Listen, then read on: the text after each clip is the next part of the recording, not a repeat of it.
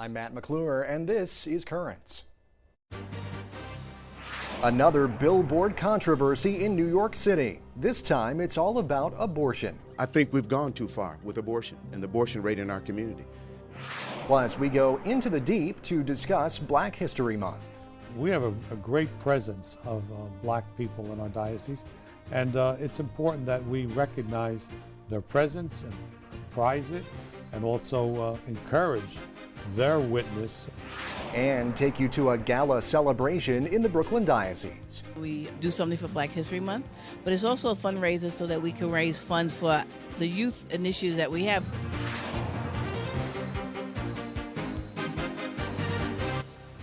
Well, good evening. Thanks so much for joining us tonight. The battle over abortion continues to brew here in the Big Apple. New York City's Catholic bishops thrust the issue into the spotlight last month when they revealed some sobering abortion statistics. We need to pledge ourselves to do whatever we can to help people understand the consequences of abortion and do whatever we can to give them reasons not to abort and to help them to have healthy children in this great city of ours. For the first time in my very happy 21 months as a New Yorker, I'm embarrassed to be a member of a cherished community I now, usually with a lot of pride, call home. That 41% of New York babies are aborted, a percentage even higher in the Bronx and among our African American babies in the womb, is downright chilling. Well, there's that fight. There's also the fight over the New York City Council Bill number 371, which critics say would impose severe restrictions on pro-life pregnancy centers in the city by restricting their advertising and their signage. The latest battleground in the abortion fight? SoHo. The pro-life group Life Always put up a controversial billboard there this week with a simple but shocking message. It said the most dangerous place for an African American is in the womb. Well, after stirring up a lot of debate, the billboard came down just last night, but it presented us with a question. When it comes to spreading a message, no matter what that message might be or how well-intentioned you are, how far is too far? We're standing up today and we're crying out that this must stop. 2 days before the billboard in SoHo was taken down, leaders and members of the group Life Always held a press conference amidst cries that the ad had racist overtones. Pastor Stephen Broden of the Fair Park Bible Fellowship Church in Dallas disagrees. Information has not been available to the Black community in ways that it would help them to make the kind of choices that would be best for the very survival of our community. But the question for many, including retired Brooklyn Auxiliary Bishop Guy Sansaric, is does this go too far? I'm not sure they are going too far, but it's inappropriate. It's inappropriate and offensive. We're not Chicken Little standing here. But Pastor Broden argues the abortion rate is having a direct impact on the population of the African American community. It is not hyperbole. As far as we're concerned, it's true. It's accurate. The statistics bears it out. Still, even if the statistics accurately reflect the percentage of African Americans affected by abortion, and even if the intention of the group is positive, Bishop Sansaric says the impression is what matters. It points to the Black population as being the culprit. This is what can be read. You don't do something bad to redress something bad. The victory comes from truth. Truth are the way of imposing itself. Yes, it is jarring to hear this message, and we hope that it would cause public dialogue and discussion, particularly in our community, where there has been only one voice in our community, that's Planned Parenthood and the abortion industry. If it was a reaction they were looking for, they were successful. People on the street gawked openly at the billboard for the short time it was up, and most were not shy about expressing their opinion. All you're doing is just inciting rage in people and making them angry. I mean, abortion and race issues are two giant issues that people have tremendous feelings about and just think about. I know that a lot of African American women have had their children and they take very good care of their children, so I feel like it's just a negative comment. I don't know why they chose just to focus in on there unless the numbers support it, and then I would wonder where they're getting their numbers from. I hope in the next couple of days or a week that somebody has common sense to remove it, take down, block it out, do something. If I could, I would block it out. And come down it did, amid complaints from Tricia Fraser, the mother of Anissa, the child pictured on the billboard, and amid fear of possible violent protests. The sign company removed the ad last night at around 8:30, even though it was supposed to stay up for 3 weeks. Even after its removal, the media attention garnered during the ad's brief stay allowed Life Always to get their message onto the street. We endured 300 years of servitude and slavery, only to come to the 21st century and face this genocide. But Bishop Sansaric says an important point has been left out. He says ads like this may not be as helpful in reducing the number of abortions as dealing with what could be an underlying cause of that problem in the African American community: poverty. If we improve the problem of inequality and social conditions, we would certainly reduce the number of abortions among the poor. Whatever the public outcry, Life Always does not see the removal of their ad in SoHo as a defeat. Pastor Broden and his group plan to take the billboard to other cities in an effort to further this conversation. As to his opinion of whether or not the ad went too far, I think we've gone too far with abortion and the abortion rate in our community. We need to be in the public debate, and we're going to force ourselves into that debate. Now, we contacted Life Always for their reaction to the billboard coming down. They told us they strongly disagree with the sign company, Lamar Outdoor, and their decision to remove the billboard. In a statement, the group said its message still holds true and deserves a place in the public square. Now, as for Lamar Outdoor, they told us they removed the billboard because the wait staff at the restaurant located beneath it said they were being harassed. A spokesman for the company said the company believes in free speech and that they would be willing to put up that billboard in another city. Well, stay with us. There's much more currents on the way. Missionaries in Libya press on despite unrest. That story and the rest of the day's headlines next.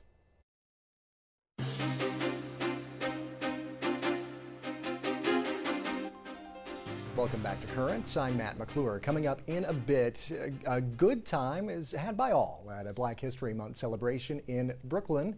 Stay tuned for that, but first let's have a look at the day's headlines. Well, the U.S. was preparing sanctions against the regime of Libyan leader Muammar Gaddafi as Americans were being encouraged to leave the country. The U.S. ferried around 150 Americans out of the country and was chartering a plane for more evacuations today. Protests, which at times have been violent, are calling for Gaddafi's immediate exit. The Libyan leader remains defiant, however. He is seen here speaking to supporters, vowing to defeat outside forces he claims are trying to take down Libya. Well, amid all that unrest, Catholic missionaries in that country staying put and continuing with their work. Catholic News Agency reports that nuns in hospitals are working overtime to handle all of the casualties pouring in from the conflicts. A bishop in Libya tells CNA the church's primary concern is to be close to the sick and suffering. Well, turning now to Afghanistan, where officials say a Red Cross worker who had been jailed for converting to Christianity has now been released. The worker, Saeed Musa, was arrested in May after being seen in a documentary showing Afghans being baptized as Christians. Officials say Musa was freed after agreeing to return to Islam. His family, though, says they don't know his whereabouts. An Asian news agency reporting Musa may have been secretly smuggled out of the country earlier this week. Well, meanwhile, the Christian aid organization, the Barnabas Fund, is asking the United Nations to intervene after India refused to grant refuge to 6 Christian Afghan converts. Now, the 6 fled to India from Afghanistan, where they could be sentenced to death for converting from Islam to Christianity. The group currently faces deportation back to Afghanistan, and they say they are deeply fearful for their lives. Meantime, signs of hope in Egypt, where the leader of that country's Catholics says 2 faiths are working together. Rome Reports has details. Egyptian Cardinal Naguib Antonas is the main leader of the Coptic Catholic Church in Egypt. He made clear that the riots which caused the fall of Mubarak have no religious connotations, and that Christians and Muslims are working together to rebuild the country. The new regime in Egypt is the beginning of a peaceful movement to renew the constitution, the state, and the regime. It's a search for a state that is not based on the authority of the police or the dictatorship of one person, and not on a religious basis. but on the authority of a civil, democratic, free state, a state with civil and religious liberty in which there is room for everyone. Cardinal Naguib says that during the riots, Egyptian Christians and Muslims fought together to defend their homes from looting, when police failed to protect them in the face of chaotic riots. When the curfew sounded, men armed themselves with clubs and knives, and then take turns keeping watch at night. In their building, which sometimes they didn't know the others that lived there, women brought food and drink for both Muslims and Christians alike. In Tahrir Square and everywhere else, they were together because they all defended the same values. The Cardinal came to Rome for a meeting organized by the St. Egidio community to promote the dialogue between Christians and Muslims in the Middle East. A meeting, they say, will help increase the cooperation between the two groups throughout the region. In New Zealand, recovery continues in that country's second largest city of Christchurch after the devastating magnitude 6.3 earthquake on Tuesday.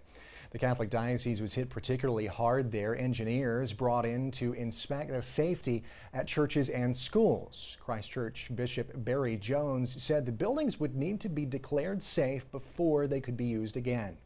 The diocese has posted a list on its website of all the churches that will be offering Mass this coming Sunday. Well, back here in the States, Maryland's state Senate passed a bill yesterday to legalize same-sex marriage. Before voting, senators added an amendment exempting religious institutions from being forced to participate in such marriages. A Maryland House committee began debate on it today. Governor Martin O'Malley says he would sign the bill if it reaches his desk. Maryland's Catholic Conference had been encouraging voters to contact legislators to voice their opposition to the bill. Wisconsin state legislature, meanwhile, debated into the early morning hours before voting on a bill to strip away many union benefits. This was the scene at the state assembly yesterday as the bill was passed.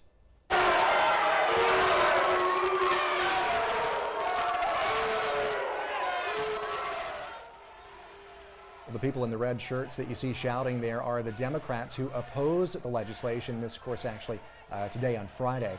The legislation would take away most of the collective bargaining rights from state workers, requiring them to pay higher health care premiums. The bill shows no sign of coming up for a vote in Wisconsin's Senate, though. 14 Democratic senators fled to neighboring Illinois to prevent the vote from taking place. Wisconsin's bishops have taken a neutral stance on the issue while calling for civility in public discourse. And as Black History Month comes to a close on the beatification, an update now on the beatification cause for a man who may one day be the first African American saint. Teresa Gutierrez has the details. The cause for the beatification and canonization of Father Augustus Tolton moves forward. Father Tolton was the first American diocesan priest of African descent. At St. James Chapel at the Quigley Seminary, the prayer service and the signing of decrees continues the process of examining the life, virtues, and reputation of holiness for Father Tolton. A man, a Christian, a priest who somehow survived all of that and remained loyal to his people, a devoted priest. It is significant because the Catholic Church in this moment is recognizing the fact that a man, the descendant of slaves, his life is a testament of holiness, is a testament of perseverance. White says they need to show proof that Father Tolton was responsible for miracles, and it can take years. And through his prayers, they can show that in his praying to God, that a change happened in this person's life. Tolton, born the son of slaves in Missouri, studied for the priesthood in Rome because no American seminary would accept him. Ordained for the Diocese of Quincy in southern Illinois, he later came to Chicago to start a parish for Black Catholics. He was only 43 years of age at the time of his death in 1897. This is important because this is the first African American who would be saint for us. It's a celebration of his life. It's a punctuation of his life. Bishop Perry went to Rome to present his case for Father Tolton's sainthood. Now that the cause of Father Tolton is officially opened, he will be given the title of Servant of God. That is Teresa Gutierrez reporting. Stay tuned. There's much more currents coming up. Just ahead, as we get ready to wrap up Black History Month, we go into the deep to talk about it with Bishop DiMarzio. It's important to understand the history of how black people have come to the country in slavery and how things have changed over the years.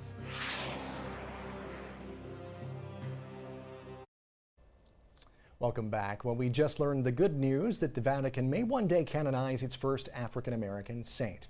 Father Augustus Tolton is one of many black Catholics who are as weaved into the history of this country as they are the rich tapestry of the church. Closer to home, another man on the path to sainthood is Monsignor Bernard Quinn, an Irish-American priest who built the first church ministering to black Catholics in the Diocese of Brooklyn.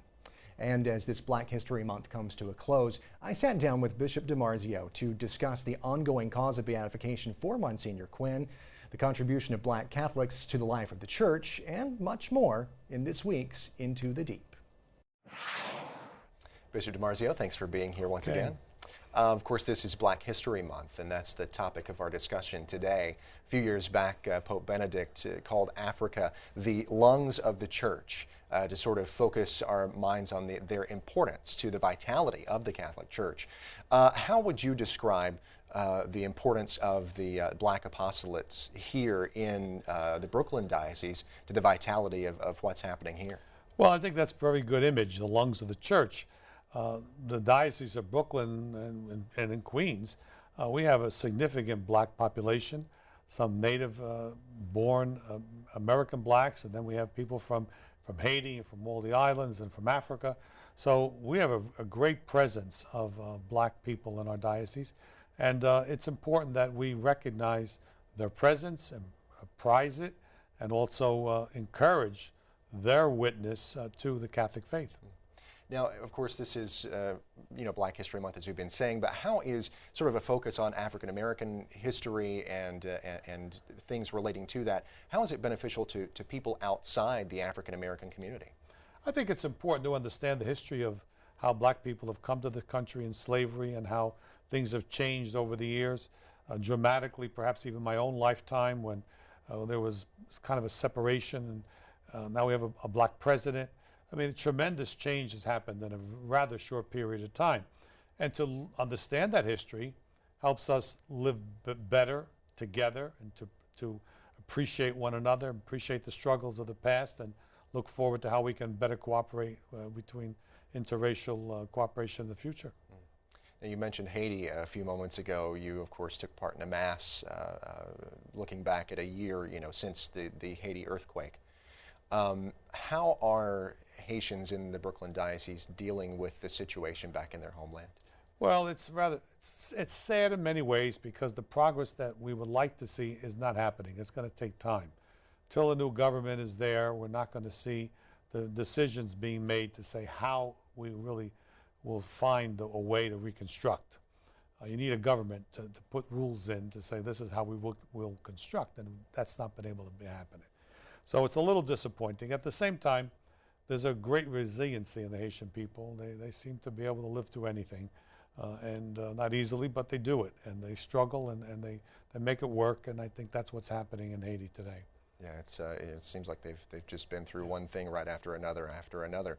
And when you were at that mass, you actually spoke in Creole to the crowd to thunderous applause, I might add. Just a few words, that's all I needed. Right. And I said, I'm going to quit while I'm ahead. I'm not going to go through with the rest of it. So we spoke in English. There was a lot of people speaking English, and most people understand English, but they do appreciate understanding their culture, their language, reaching out to them. Everybody likes that. Yeah. So I was able to do it. Absolutely. Well, very good. Well, now, of course, as we look back at Black history, someone who was very important to African Americans in this diocese in particular, Monsignor Bernard Quinn, who really made a difference and established the first parish for black people in the Brooklyn Diocese. Can you give us sort of an update on his path towards sainthood now? Well, we're working on the cause. Again, we've begun the diocesan phase, which means we're gathering information, history, because at some point when we've gathered all this information, we need to present that to the Holy See to move the cause. He now is a servant of God, we can say that much. Clearly he was an extraordinary person, very extraordinary sanctity as far as we can tell. But now we have to prove it, and then we will enter the second stage when we request that the Holy See beatify Monsignor Quinn, but we have work to be done before we can do that. All right. Well, we'll, of course, continue to follow that. Bishop DiMarzio, thank you so much for being here.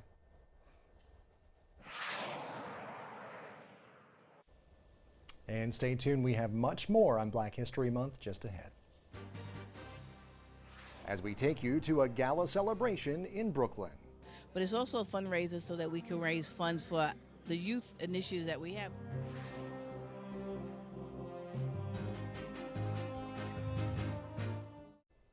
And finally tonight, we will close Current's observance of Black History Month on a musical note, just like they did at the White House last night. That is right, President Obama shook his groove thing along with a few of his famous friends, like the legendary Stevie Wonder you see there, also teen pop sensation Nick Jonas. It was a star-studded tribute to Motown in honor of Black History Month. And yes, I did say shake his groove thing, but the Obamas, not the only ones shaking it, putting their toes out there on the dance floor, putting on their dancing shoes for a big finish to the month of February, where we do honor Black History Month. Now, the young ambassadors of the Vicariate of Black Concerns hosted their second annual Black History Month gala last weekend. Young men and women broke out the suits and gowns to celebrate the achievements of African Americans and to raise money for a worthy cause. This is one of the fundraisers that we have during the year. We do it this month because it is Black History Month, so we do something for Black History Month. But it's also a fundraiser so that we can raise funds for the youth initiatives that we have, which is a Kajenga Weekend Retreat, which we have every year in July. This will be our 21st year. And also to raise funds for the Ambassador Program, and this will be our second year in the Ambassador Program. Whatever funds we raise will offset the cost of the activities that we plan for the youth in both of those programs. The Kajenga program is a weekend retreat. Kajenga is a Swahili word which means to build, and it's really a weekend retreat to build leaders so that these young people can go back into their parish and to talk about their faith and have a different faith and leadership experience. And the Ambassador program was founded 2 years ago to help young people in our vicariate with leadership skills and college readiness to really prepare young people to be successful. I'm an ambassador because I want to really get into leadership. I want to know how to help other kids that really need it, like charities and kids in foster care, because they don't really get the attention that they need. Sing a song full of the hope that the present has brought. It's a two-part fundraiser. We have the gala within itself that we help to raise the fund, but we also have a raffle going on, and the raffle normally is the biggest part of the fundraiser. We do cover all our expenses, and we do have money that we can use for the youth initiatives. We don't raise as much as we would like to, but it is a success. The whole purpose of Black History Month is a little bit to look behind, to look at the past for the sole purpose of really helping us to prepare the future, to engage the future. Tonight we have Bishop Sensorique here with us, who is a vicar for the Vicariate of Black Catholic Concerns, and he's really always been an advocate for the young people in the Vicariate of Black Catholic Concerns. Violence or hatred does not resolve social problems. It's education, quality of character, and this is precisely the purpose of the Ambassador and Kajenga, which are Catholic movements trying to attract young Catholic, Black Catholics, to encourage them to develop their mind and their spirit and their character so that they can make a positive mark in history. This is for a good cause, and they got to do the Macarena. I love that. It kind of takes me back a few years. Anyway, that is it for tonight's edition of the show. Remember, we're always online over at currentsny.net. You can also find us and friend us on Facebook, or you can follow us on Twitter if you prefer doing the whole Tweety Bird thing. For all of us here at Currents, I'm Matt McClure. Thank you so much for watching. Have a great night, and if you're so inclined, enjoy the Oscars.